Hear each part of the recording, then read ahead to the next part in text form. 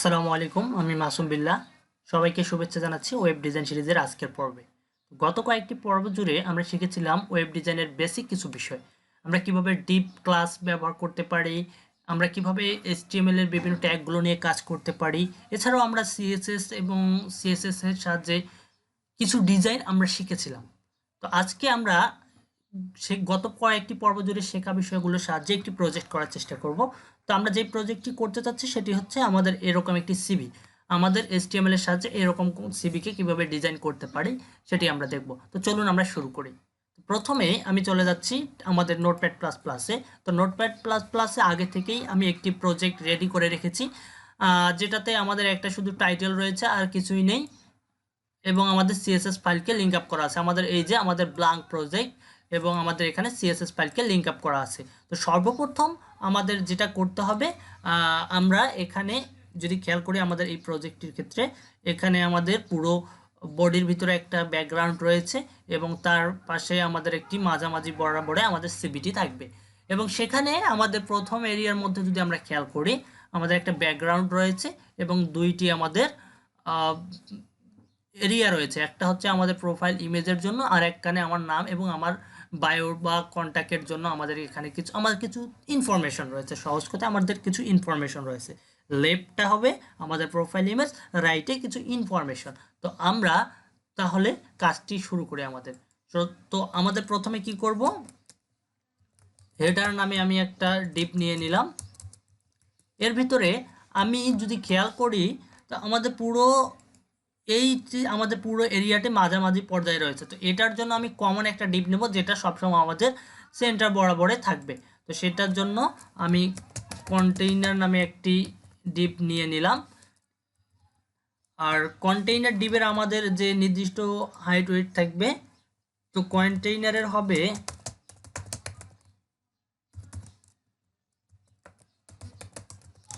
1170 pixel, এবং এটার margin auto হবে, ডিসপ্লে ব্লক হবে। তো আমাদের এটি দিলাম। এটি দেওয়ার কারণটা হচ্ছে পরবর্তীতে যখন আমরা এই কন্টেইনার ডিপটা নেব, অটোমেটিক্যালি কন্টেইনার ডিপ যেখানে ব্যবহার করব সেটা সেন্টার বরাবরে চলে আসবে, আর এবং সেটার উইথ 1170 পিক্সেল হবে।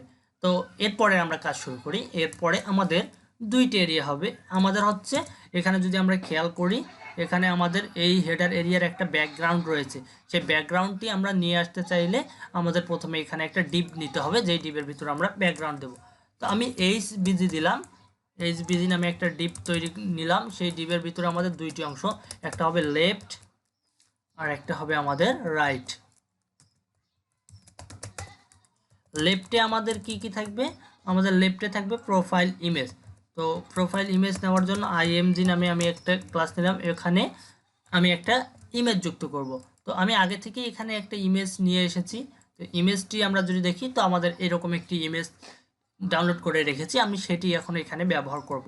তো এটা করার জন্য আমি সেটা আমাদের যদি ইমেজটার নামটা আমরা দেখি, প্রোফাইল ডট পিএনজি। তো আমি এখানে ইমেজের মধ্যে বলে দেব profile dot PNG. Profile dot PNG দেওয়ার পরে আমি যদি পেজটিকে রিফ্রেশ করি, তাহলে আমাদের ইমেজটি চলে এসেছে। এখন আমাদের এখানে কন্টেন্ট এরিয়াটার জন্য আমাদের কাজ করতে হবে, অর্থাৎ রাইট এরিয়ার জন্য। রাইট এরিয়া থাকবে আমাদের একটা H1, এখানে আমি দিলাম আমার নাম দিলাম, এবং আমাদের এখানে একটা প্যারাগ্রাফ থাকবে। তো প্যারাগ্রাফের জন্য আমি কিছু টেক্সট এখানে ডামি টেক্সট বসিয়ে দিতে পারি।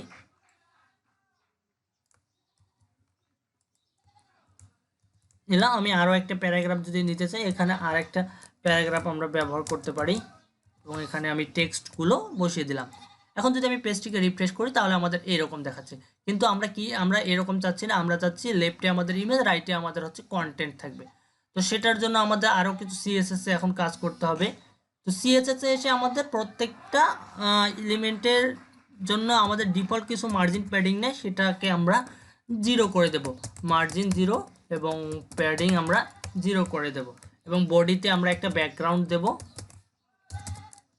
বডির যে ব্যাকগ্রাউন্ডটা দেব সেটা হচ্ছে আমাদের এই ব্যাকগ্রাউন্ডটা। তো আমরা এই ব্যাকগ্রাউন্ডটাকে কপি করার জন্য পিক্সির সাহায্যে কপি করব। পিক্সি হচ্ছে একটি কালার পিকার টুলস। তো আমি কন্ট্রোল অল্টার সি দিয়ে আমি কালারটি কপি করে নিলাম। কালারটি কপি করার পর আমি এখানে এসে ব্যাকগ্রাউন্ডে কালারটি দিয়ে দেব। আমি কালারটি এখানে দিয়ে দিলাম। এখন যদি আমরা পেজটিকে রিফ্রেশ করি আমরা দেখতে পাচ্ছি বডিতে আমাদের একটা ব্যাকগ্রাউন্ড চলে এসেছে। এখন আমাদের বাকি কাজগুলো করতে হবে। তো বাকি কাজগুলো করার জন্য আমরা লেফটটাকে আমরা লেফটে রাখবো এবং রাইটটাকে রাইটে রাখবো।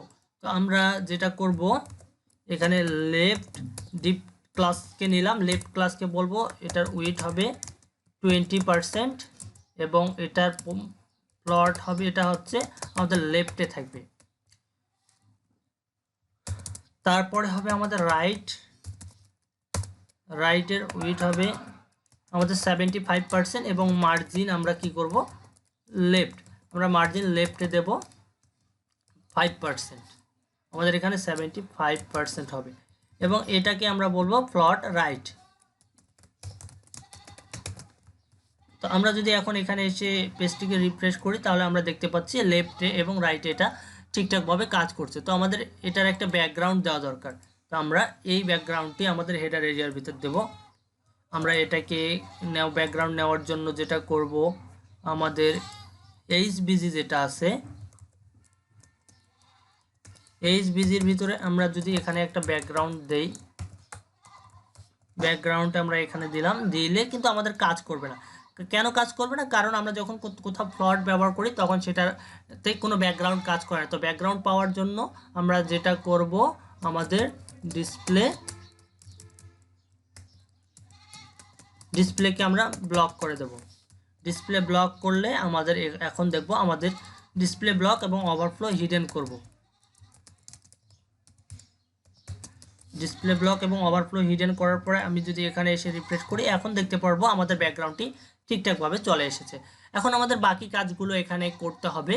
তো বাকি কাজগুলো করার জন্য আমরা যদি আমাদের যেখান থেকে আমরা করতেছি সেটার দিকে আমরা যদি লক্ষ্য করি আমাদের সিবিটা এটা হচ্ছে আমাদের সার্কেল আকারে আছে আর এটা আমাদের স্কোয়ার আকারে আছে। তো আমরা এটাকে যদি ঠিক করতে চাই এটা করার জন্য আমরা যেটা করব আমাদের লেফট এরিয়ার ভিতরে যে আইএমজিটি রয়েছে তার আমাদের বর্ডার রেডিয়াস 50%, অর্থাৎ আমরা বর্ডার রেডিয়াস ব্যবহার করে কোনো কিছুকে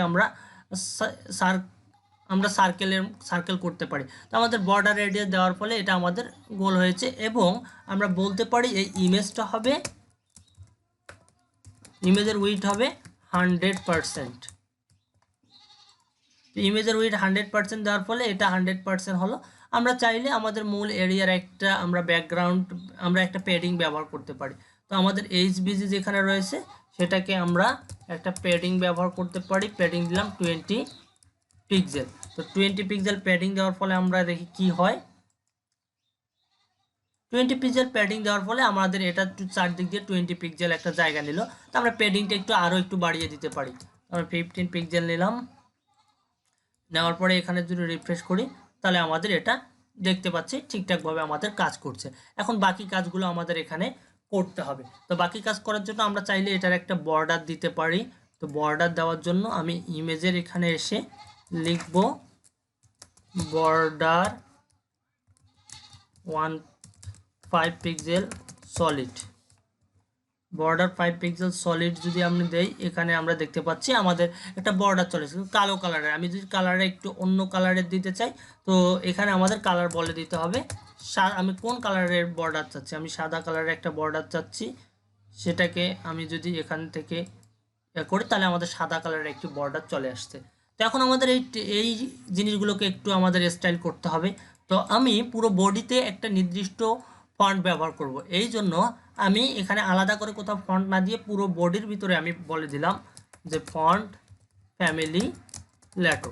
তো অবশ্যই ল্যাটো ফন্টটি আমাদের পিসিতে ইনস্টল থাকা লাগবে, নয়তোবা ল্যাটো ফন্টটি আমাদের পাবে না। তো আমি এখানে ল্যাটো ব্যবহার করার ফলে আমাদের ফন্ট স্টাইলের কিছুটা পরিবর্তন এসেছে।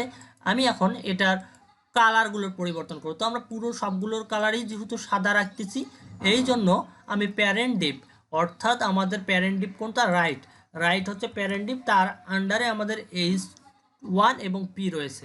এটার আমরা কালারটাকে বলে দেব সাদা। তো আমি কালারটাকে সাদা করে দেওয়ার পরে আমি যদি এটাকে রিফ্রেশ করি তাহলে আমাদের সাদা কালার হয়েছে। এখন আমাদের আরও কিছু ফরম্যাটিং করতে হবে, এটার নিচে আমাদের একটা স্পেস দিতে হবে, আমাদের এই গ্যাপ গ্যাপ তৈরি করতে হবে। তো আমরা যেটা চাচ্ছি যে আমাদের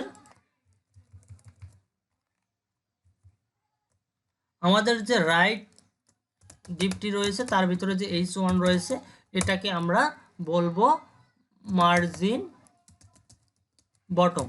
মার্জিন বটম আমি যদি দেই 15 পিক্সেল, আমাদের মার্জিন বটম 15 পিক্সেল দিলে আমাদের কি হয় আমরা দেখতে পারবো এখানে আমাদের একটা গ্যাপ তৈরি হয়েছে, এবং আমাদের প্যারাগ্রাফ দুইটার মধ্যে আমাদের একটা গ্যাপ তৈরি করতে হবে। এর জন্য আমি যেটা করব, আমাদের রাইটের ভিতরে যে পিটি রয়েছে পি এর আমরা করব বর্ডার, সরি আমরা মার্জিন বটম দেব, মার্জিন বটম 10 পিক্সেল, আমরা 10 পিক্সেলের একটা মার্জিন দিয়ে দিলাম।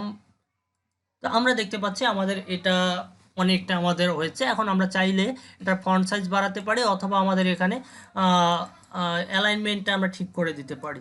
তো আমরা যেটা বলবো প্যারাগ্রাফের টেক্সট অ্যালাইন আমরা জাস্টিফাই করে দেবো, অর্থাৎ আমাদের সমান্তরাল চারদিক থেকে চাচ্ছি আমরা। তো আমরা এখানে যদি জাস্টিফাই ব্যবহার করি এবং পেজটিকে রিফ্রেশ করি আমাদের জাস্টিফাই হয়ে গেছে। তো এইভাবে আমরা হেডার সেকশনের কাজটি শেষ করলাম। তো পরবর্তীতে আমরা কিভাবে আমাদের পরবর্তী সেকশনগুলো নিয়ে কাজ করতে হয় সেটি আমরা দেখব। আর অবশ্যই টিউটোরিয়ালটি ভালো লাগলে চ্যানেলটি সাবস্ক্রাইব করবেন। ধন্যবাদ সবাইকে।